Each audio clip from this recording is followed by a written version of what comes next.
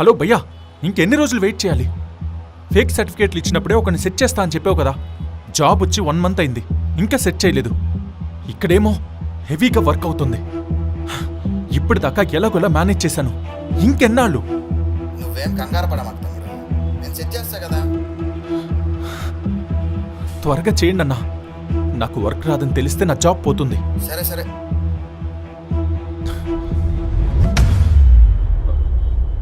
ఏంటి, నువ్వు ఫేక్ పెట్టి జాబ్లో జాయిన్ అయ్యావా?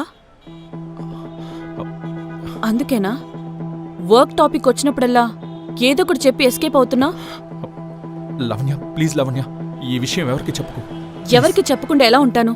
నేను టీం లీడర్ని. ఈ విషయం బయటపడితే నీతో పాటు నన్ను కూడా టర్మినేట్ చేస్తారు. ప్లీజ్ లవణ్య, అరవకు లవణ్య, నీకు దండం పెడతాను. ఎంత కష్టపడిన జాబ్ రాకపోయేసరికి ఇలా చేయాల్సి వచ్చింది. అయినా ఇదేం కొత్త కాదు కదా, ఫేక్ పెట్టి జాయిన్ అవడం. ఓ, ఫేక్ పెట్టి జాయిన్ అయితే పీకేయడం కూడా కొత్త ఏం కాదు. బా లావణ్య,